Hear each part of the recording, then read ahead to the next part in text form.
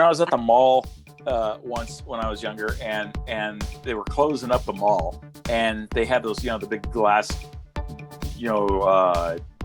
doors that they close. Yeah.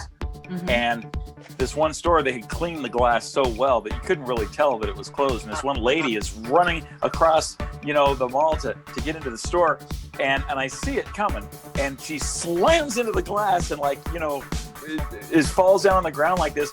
And I run over and I'm like, somebody, get a doctor, because I can't breathe. I'm laughing so hard. So I was thinking about something this week, if I may just do a right hand turn. My husband says I need to signal because I change topics so quickly. So, thank you, George, creative consultant. I was thinking about boredom. We had talked about coping through all of this and everything. Oh, is this going to take? And I was thinking about, how we cope, how we're coping, and how one copes with boredom, which is really interesting. So I just kind of went online, looked around for what people thought about boredom, and, how to teach your kids to be, when they say they're bored, what to kind of do about that. Boredom is a symptom that I get when I'm feeling like I'm going to get the blues. I don't know if anyone else does, but boredom is kind of an indicator for me that I'm coming into the blues or going to have, a low mood. Because of struggling with depression in myself and my family, I've had to learn a lot of little, techniques and, what's the word I want? Things that are triggers for me. And so that I know it's coming and I know what to do about it, which is great because I don't have to worry about it anymore. When you don't know what depression is, then it can be really scary. But when it doesn't define you anymore and you're in control of it, it's all good. So boredom comes up for me. And then a list of the boredoms is like fear and, oh, I'm not doing enough and I'm not being productive and, all of that stuff. Not to cut you off, but don't you think the I'm not doing enough is really prevalent for women? Oh, sure. Yeah. Why? Keeping up the household and the kids and the, Well, I've seen women, it seems like it's very difficult for them to let down and just take some balanced rest time. Yeah. Yeah. Always active, always active. I'm a pretty good slug these days. And I can There are ways to induce sluggism too. Yeah. And with TV, whatever. My husband, he's just an Energizer bunny. He can't stand to be sitting still. Maybe it's just that feeling that something's keeping me from being productive. And I kind of get stuck in. I hate that. Yeah. But I just wanted to send a shout out to, if there's that feeling, that it's okay, just like every feeling is okay. But anyway, when I was a little girl, after my mother passed away, we used to go up to Utah, northern Utah, every summer, hang out with our cousins and our aunts and uncles, and it was wonderful. It was just magical up there. And I'll never forget, I must have been about 8 or 9. Well, one day I went to Aunt Inez and I said, I'm really bored. And she did what you shouldn't do, even though she's a lovely, wonderful woman. And she shamed me for it. She said, well, I don't know what to say to a little girl who's on a farm with a this and a that and a swing and a cow and cousins. And if she can't find something to do and she's just bored. Well, there's your depression trigger. Really? So if it brings up that memory unconsciously, that wasn't very pleasant. It wasn't. So I slinked away. I remember, and you don't remember everything in your childhood. But she could have given you a little wisdom about a quiet place or, kind of meditative time for when you were a kid. Or these were put your shoulder to the wheel people.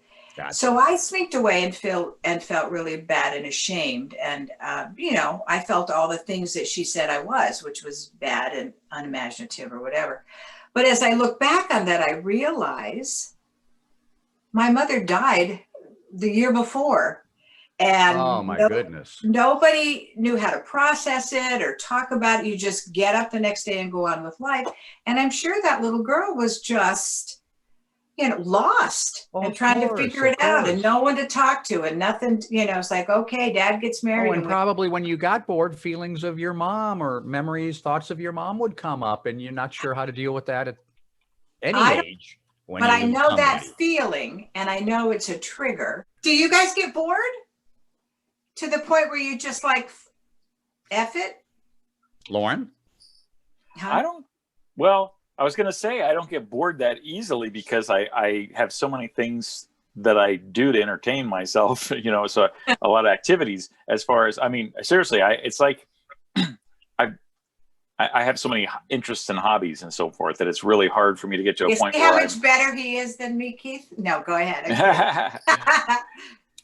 The ancient caveman, I've heard, you know, them say that that they would get bored and be changing the channel on their TV and surfing Facebook or Rockbook, as it were, and to keep themselves entertained. Yeah. Actually, how horrible would it be to be back there in those days where there was no 97 channels to pick from? Yeah. Well, what they did was they made up religion and gods and stuff. And then they made up ways to keep them happy and to entertain the gods. And then they learned about drugs and peyote. And that helped a lot with the boredom. I bet it did. They're like, hey, entertainment in my head. There's a lot of things that are set up in society today to be conducive to that feeling. If you ever turn on TV without the sound, watch commercials, and you'll get a cadence for seeing the picture change. If it's more than 2-3 seconds, it's unusual. They might hold it for 4 or 5, like at the end when they have the logo and like that. Watch things without the sound for a while. There is a certain beat. Come on, people can't do anything without their cell phone now. That addiction's ridiculous. Quick aside on that you can still find it on YouTube. It is Katie Couric and Bryant Gumbel doing the Today Show in the early 90s, and the word internet comes up. Yeah, and they're sitting there, and Katie goes, she's asking her lady off stage, what is this, Brian Stu? What is this internet? And it's like most things, he looks annoyed. He doesn't understand it. What do we need it for? Is it like, you know, this and that? And Katie's going, what's the internet? But she makes a comment. She said, I think we have more than enough information right now. Think you'd get addicted. She goes, I don't think you'd spend time with your family.